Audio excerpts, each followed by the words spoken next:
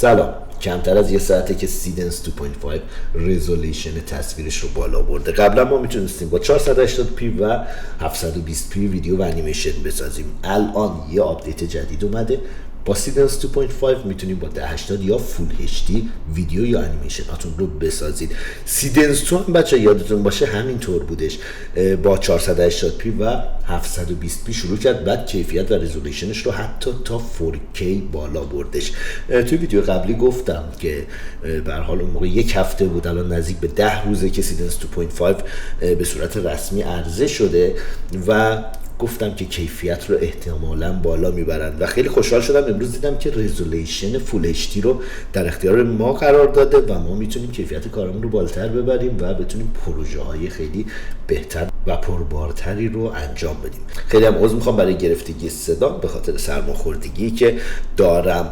خب بچه‌ها موافق باشید بریم و کارمون رو شروع بکنیم، بریم یه تستی بزنیم. من تو این تست یه آموزش هم دارم، یعنی به لحاظ تجربی خیلی میتونه بهتون کمک بکنه با هر پلتفرمی که بخواید کار بکنید، با هر مدل و ابزاری که بخواید کار بکنید. از لینکی که براتون توی دیسکریپشن گذاشتم وارد هوش مصنوعی هیکسفیلد میشیم که پلتفرم حرفه‌ای است. به قول خودشون all in one، همه چیز یک جا، همه پلتفرم ها یک جا اینجا در اختیارتون هستش، چون کیفیت بسیار بالایی داره. از نظر من که قطعاً بهترین پلتفرم در دنیا هستش.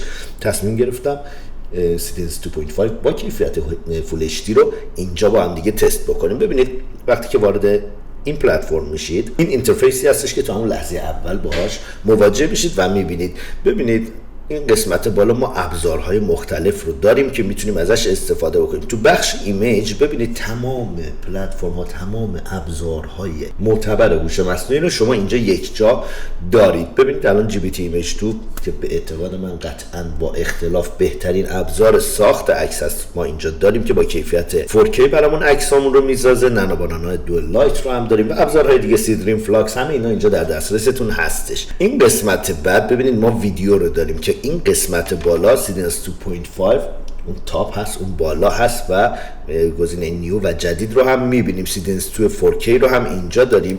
من روی سیدنس 2.5 کلیک میکنم، میاد وارد این قسمت. خب بچه از اینجا به بعد ما یه کار تجربی میخوایم انجام بدیم. چی کار میخوایم کنیم؟ ببینید این قسمت این عکسی هستش که ما توی پروژه قبلی استفاده کردیم. این هم اون پرامپت هستش. مثلا کلا اینا رو پاک میکنم. پرامپت جدیدم رو اینجا پیست میکنم. بچه تمام پرامپت هم براتون تو کانال تلگرام و اکانت دیسکورد میذارم، لینک جفتش تو دیسکریپشن هست.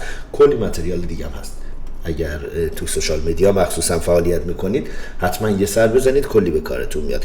ببینید پرامپت رو اینجا من نوشتم. اینجا اودیوم آن هستش، یعنی که ویدیو یا انیمیشن من رو با صدا برام بسازه. سیدنس 2.5 ویدیو و انیمیشن رو با صدا میسازه. این قسمت مدل هوش مصنوعیمون هستش. تو این قسمت دقت بکنید. من روش کلیک میکنم. اینجا دیگه ابزارهای هوش مصنوعی، ابزارهای معتبر رو همش رو اینجا داریم. سیدنس 2 مینی رو داریم و ابزارهای مختلف که سیدنس 2.5 رو این تو این قسمت میتونید ببینید. این اون کیفیت فول HD هستش که الان روش هستش. حالا موارد دیگه هم هست، کلینگ ای آی و جمینای اومنی فلش که ویدیوهای آموزشیش توی کانال هست. اگه تمایل داشتید میتونید ببینید. من میذارم رو همون سیدنس 2.5 بمونه. این قسمت ببینید ما اینجا دیوریشن و زمانمون رو داریم.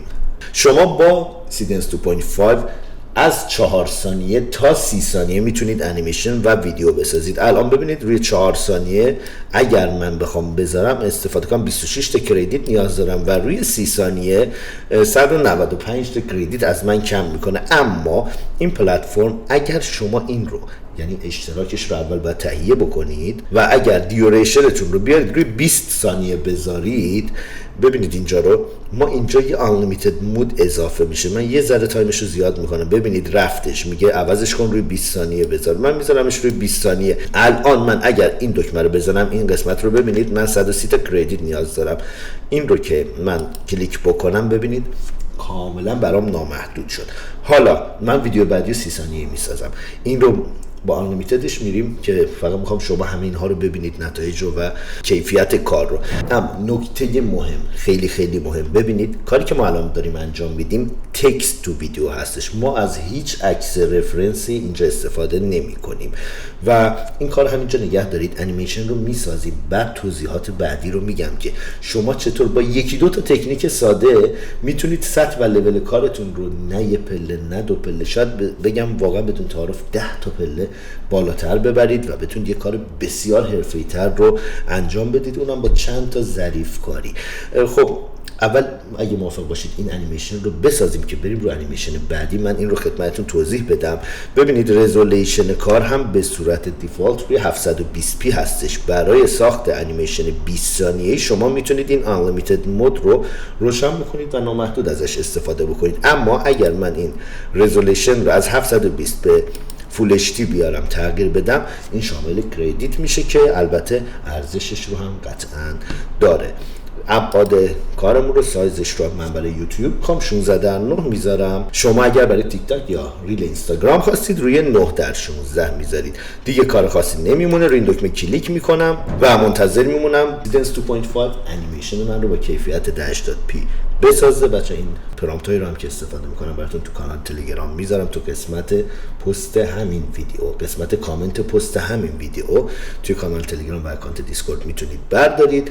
اگر هم به موضوعات ساخت ویدیو و انیمیشن با هوش مصنوعی و به طور کلی AI علاقه‌مند هستید، من هر هفته 5 ویدیو توی کانالم منتشر میکنم و اگر هنوز عضو کانال نشدید خوشحالم میکنید که دکمه سابسکرایب رو بزنید، ویدیو رو دوست داشتید لطفا لایک بکنید و با 5 از دوستانتون که به این مبحث علاقه‌مند هستند به اشتراک بگذارید که البته از این طریق از من هم حمایت میکنید. دم تک تکتون گرم که همیشه حامی من بودید و از من حمایت کردید.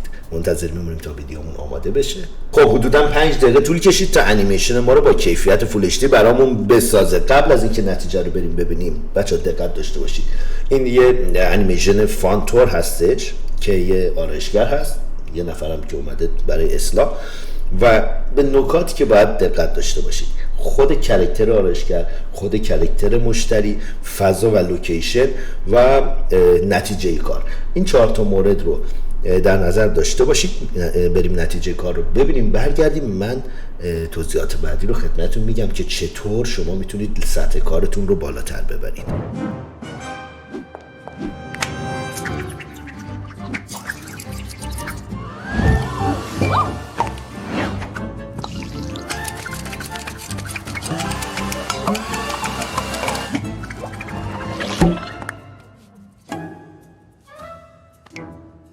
خب شیر همیشه شیر سیدنس 2.5 هم کارشو فوق العاده عالی انجام میده. یه انیمیشن بسیار خوب با کیفیت فول اچ دی برای ما ساختش. بچه‌ها اینم دقت بکنید، اینجا ما آدیومون آن هست، یعنی انیمیشن یا ویدیومون رو برامون با صدا بسازه. اینجا یه اسمی هستش، یه ادسان، یه اسمی، اون اسم صدای کاراکترتونه. یعنی شما توی پلتفرم ایکس فیلد میتونید صدای کاراکترتون رو هم انتخاب بکنید و اینجا ببینید این قسمت رو چنج وایس هم دارید. اگر یه انیمیشنی ساختید اصلا مطابق با پروژهتون نبود، میتونید شما اینجا ببینید روی دکمه من کلیک میکنم، میتونید صدا رو دونه بدونه گوش بکنید و صدای مورد نظرتون رو انتخاب بکنید و صداش رو عوض کنید که تنها و تنها 3 تا دونه کردیت نیاز دارید برای این کار که خیلی مقرون به صرفه هم هست. اما حالا چطور ما میتونیم سطح کارمون رو بالا ببریم؟ همین الان انیمیشن رو دیدید دیگه، واقعا یه انیمیشن فام بود، بسیار بسیار هم خوب ساخته شده بود. سیدنس 2.5 هم واقعا بهترین هست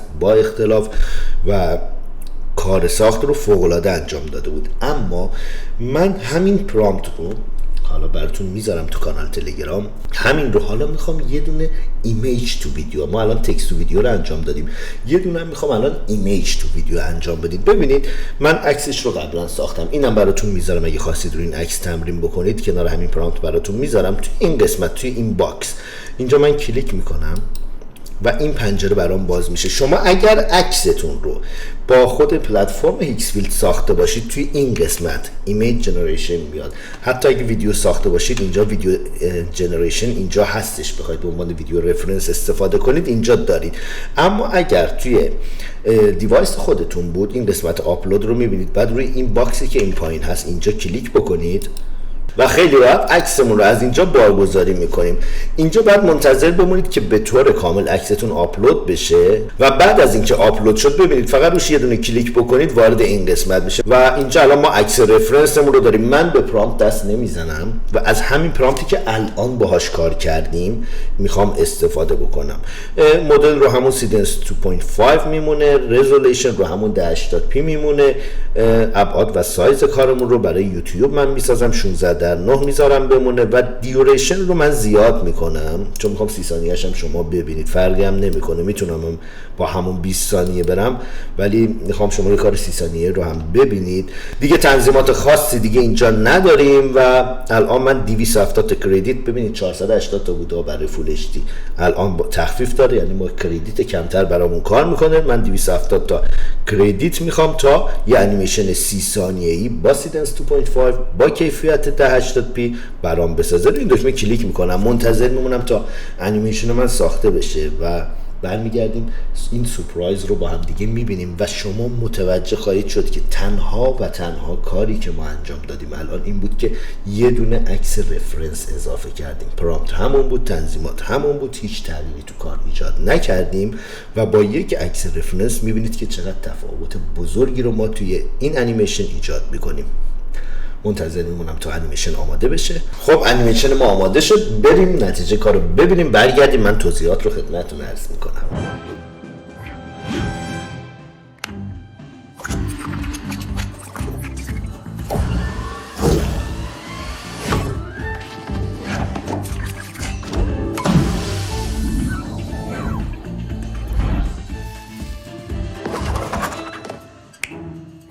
خب همونطور که دیدید یه کار بسیار بسیار با کیفیت بود و تفاوت زیادی رو با این انیمیشن قبلی داشتش. حالا چه اتفاقی افتاد؟ ما مگه چیکار کردیم اینقدر سطح کار فرق بکنه؟ ببینید جفتش رو سیدنس 2.5 ساخته و هر دوتاش هم البته عالی بود، اما این تفاوت و این اختلاف سطحی که بین این دوتا وجود داشت کجا بود؟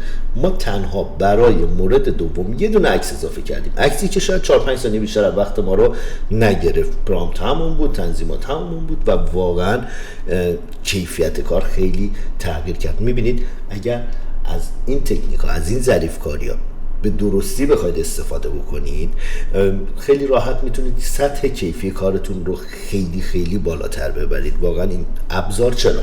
ابزار مهمه، اینکه بخواید با سیدنس بسازید یا با یه ابزار دیگه.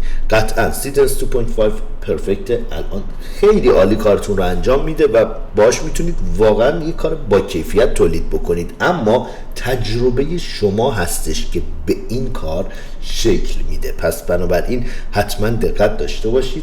اگر میخواید یه پروژه رو شروع بکنید حتما براش عکس‌های مناسب بسازید. ببینید این چیزای جزئی، ببینید چه تفاوت‌های بزرگی رو ایجاد میکنن. در واقع این جزئیات هست که کلیات کار شما رو میسازه. اگر میخواید واقعا حرفه‌ای باشید باید به این نکات دقت بکنید. حتما این ظریف‌کاری‌ها رو با دقت بررسی بکنید و با یه دونه عکس خیلی ساده، واقعا ساده است، با یه دونه عکس ببینید ما چقدر سطح کار رو عوض کردیم. تنها دیدید عکسی که 4-5 ثانیه وقت ما رو گرفت، پروژه ما رو از این کار تبدیلش کرد به این کار. پلتفرم هیکسفیلد یک فستیوال ساخت فیلم رو داره توی این قسمت. ببینید جایزش هم $1,000,000 هست، همونطور که دارید توی این قسمت توی تصویر میبینید و شما میتونید شرکت بکنید. $1,000,000 رو به یک نفر نمیدن ها، این رو بین برنده ها تقسیم میکنن، حالا هر تعداد برنده که دارن. از شرایطش این رو بگم که اولی که الان اگر کارتون آماده باشه میتونید شرکت بکنید توی این فستیوال. دومی که 20 روز دیگه وقت داره، یعنی شما از الان 20 روز دیگه فرصت دارید که یه دونه فیلم بسازید و این رو اینجا بارگذاری بکنید. و نکته خیلی مهمش اینه که حتما باید فیلمتون رو تو این قسمت سینما استودیو از این قسمت بسازید. ببین من این قیمت خرید اشتراک رو هم بهتون نشون بدم. ببینید یه دونه سالیانه داریم، یه دونه ماهیانه. تو قسمت ماهیانه من چون الان اشتراک دارم یه دونه پلن رو به من نشون نمیده، یه دونه پلن استارتر داره برای کسایی که میخوان شروع بکنن. با قیمت $19 شما 270 کردیت میگیرید که صرفا میتونید فقط آشنا بشید، یکی دو تا ویدیو با سیدنس 2.5 هم میتونید بسازید که اگر متناسب و در راستای پروژه و پروژه های شما بود میتونید بیاد و پلن های دیگر رو خریداری بکنید. پلن اولترا رو داریم که شما 6000 تا کردیت اگر داشته باشید قیمتش $250 هستش که الان با تخفیف شده $185 که اگر این رو 9000 کردیت بکنید $375 قیمتشه که الان شده $243. 9000 تا کردیت ایکس میل خیلی ها، واقعا خیلی کارا میتونید باش بکنید. یه دونه پلن تیمی هم داریم که از $59 قیمتش $79. از $59 شروع میشه، بستگی داره چند تا یوزر میخوان استفاده کنن و شرایطا فرق میکنه، قیمت احتمالاً تغییر میکنه. یه دونه پلن سالیانه هم داریم که تو سالیانه 9000 تا کردیت رو شما با تخفیف $174 میتونید بگیرید، $387 هست. اگر بره 6000 کردیت قیمت $258 شده $125.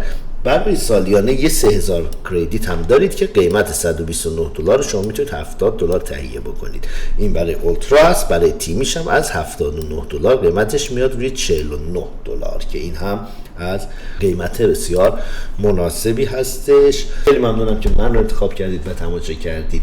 بریم یک بار دیگه نتیجه کار رو با هم دیگه ببینیم، تفاوت ها رو یک بار دیگه ریویو بکنیم. تا ویدیو بعد خلاق و نوآور باشید.